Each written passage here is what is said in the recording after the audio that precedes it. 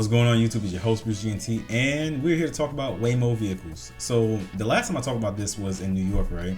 They were pretty much saying, hey look, we don't want to bring these vehicles over here. It's going to hurt taxi drivers, it's going to hurt Lyft drivers essentially, and it's going to basically just create a big issue for people. And they were pretty much voicing how they don't want this to come there, and they were trying their best to block it. Well, apparently in the Bay Area, California, they're all for it. They say, hey look, bring them on in. We're going to try it out and we're going to see how it goes. So let's jump in. Okay, Waymo is gearing up for the interstate. Google's sister business is now deploying its autonomous cars onto the highway in both California and Arizona. And that means you'll be seeing cars without a driver carrying passengers up and down 101 and 280 from San Francisco to the South Bay. Senior investigative reporter Bagat Jaban got a first look at the new service and takes us along for the ride. Cruising more than 60 miles an hour on the interstate is pretty middle-of-the-road ordinary, unless you're doing it without a driver. And we are officially on the freeway. We got a first look at life in the fast lane after Waymo invited us to preview its expanding service that now, for the first time, includes highways. I think the biggest impression that you're left with is that this doesn't feel all that different. It's just like every other time I've been on the highway, except this time there isn't a driver. Waymo rolled out its first driverless ride 10 years ago in Texas. Today, the company shuttles paying passengers in San Francisco, Los Angeles, Phoenix, Atlanta, and Austin, selling hundreds of... You know what? Now that I think about it, I think I did see a Waymo vehicle recently, but I wasn't paying attention to see who was driving or anything like that, if someone was driving. But look, the future is coming.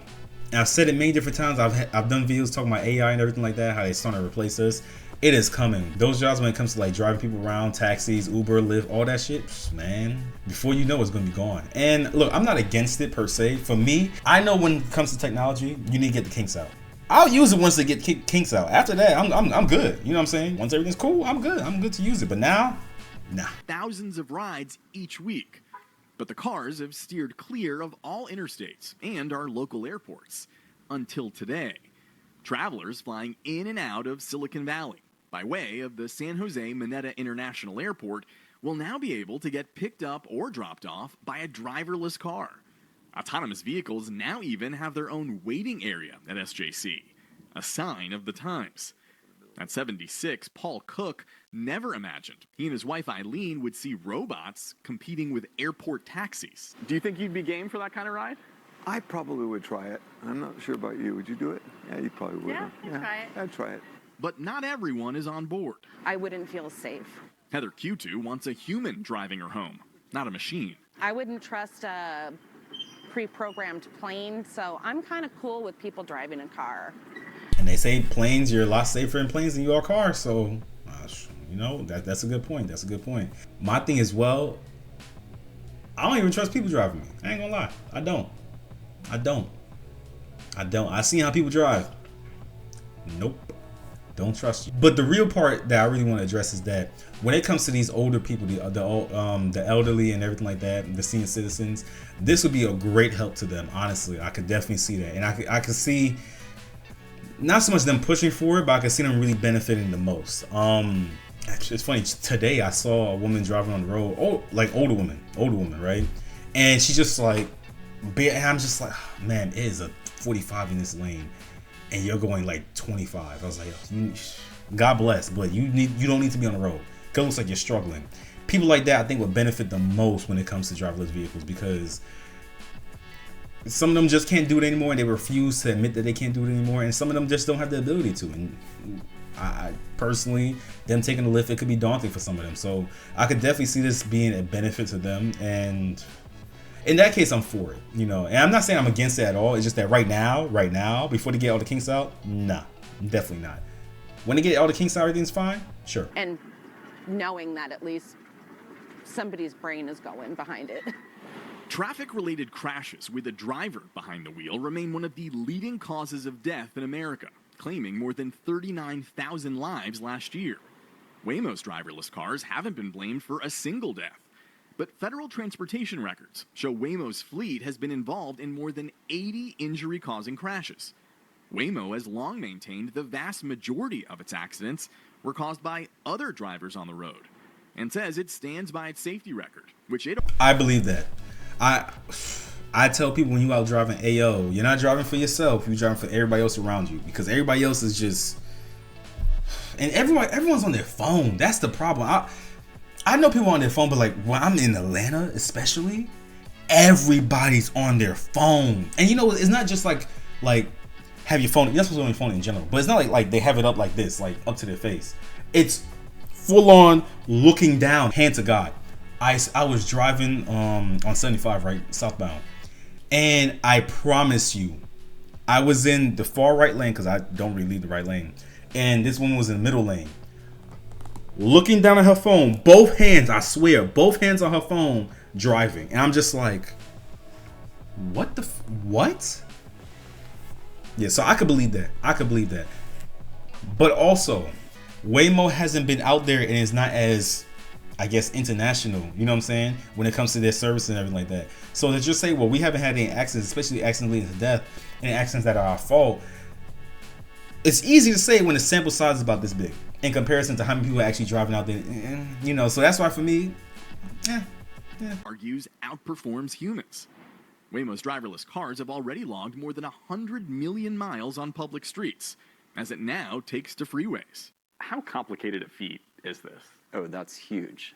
Engineer Michael Kokendorfer has been studying autonomous vehicle technology for more than a decade and heads the Intelligent Systems Laboratory at Stanford. From the perspective of a robot, how does... Let me just say this. You can take what I'm about to say however you want to.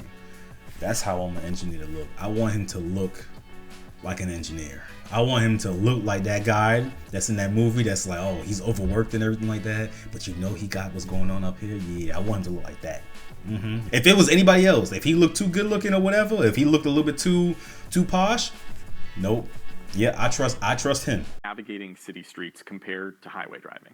Yeah, so on city streets, you can have a child who jumps out from behind a vehicle. You have animals, you have many unexpected events. On freeways, it's much more predictable, but of course you're going at higher speeds. There's more of a risk of a fatal accident. So even though it might be easier to know what to expect on a highway, the higher speeds could very well bring bigger risks. That's right. Deploying cars onto the freeway allows Waymo to connect what were smaller service areas, transforming Northern California into one of the company's largest hubs, 260 square miles, stretching from San Francisco to San Jose. Could this be a sign of what's to come in other parts of the country? I hope so. That's the next natural evolution of this technology. Waymo is already in talks to hit the road at both the San Francisco and Oakland airports, and the company's expansion plans don't show any signs of slowing down. Bigat Shaban, NBC Bay Area News. We investigate. The future's here. The future's coming. It's waiting for no one. And like I said, I can't stress it enough, I'm not against it. There's a little part of me that's a little bit disturbed. And the reason why I'm disturbed is because the idea of not seeing someone behind the wheel is a little bit jarring. And then overall, seeing AI and robots have so much of an impact on our lives to where they're doing all the things that, one, people used to do, and two, the things that we didn't want to do. It's a little bit daunting. All right, and I'm not saying that it's going to turn into some type of Skynet situation. That's not what I'm saying. Not yet. But it's a little odd. It's a little odd. A little bit off-putting. That I'll say. Hopefully this could use some good results. I'll definitely keep my eyes open when it comes to seeing these vehicles in Atlanta. You know, I probably did see someone, and what happens is I saw from this angle, like right now, and I thought it was someone in the driver's seat. Because if you look at this angle, it looks like someone in the driver's seat. Because I'm paying attention. I'm looking where I gotta look, and I was making sure this person wasn't going. So you know what? It's a possibility I did see those driving around. Yeah, I'm not gonna try it now. You know, I'm gonna wait. Give me like 2-3 more years, and then after that, I'll book a ride and everything like that. Change is coming. Evolution is in constant flow. So nothing much you can do except go along with it. Don't try to stand against it because it's gonna crush you. Well, you guys, that's it for this video. If you enjoyed it, leave a like, comment down below, tell me your thoughts. Would you take a vehicle like this, like on a highway? Like, cause on city streets and everything like that, like just like back roads maybe. Sure, I wouldn't be opposed to it. But on a highway, you know, to the airport, especially Atlanta airport. Oh yeah, no. And I know they're not in Atlanta airport now, but when they decide to come to Atlanta Airport, I'm gonna give them a little bit to figure that out because, look, I like to think I'm a decent driver. I'm pretty intelligent, and even I'll be bugging out. I'm just thinking, shit, I gotta. But like, yeah, leave your comments down below. That's it for now. Don't forget to subscribe, and I'll see you in the next one. Peace.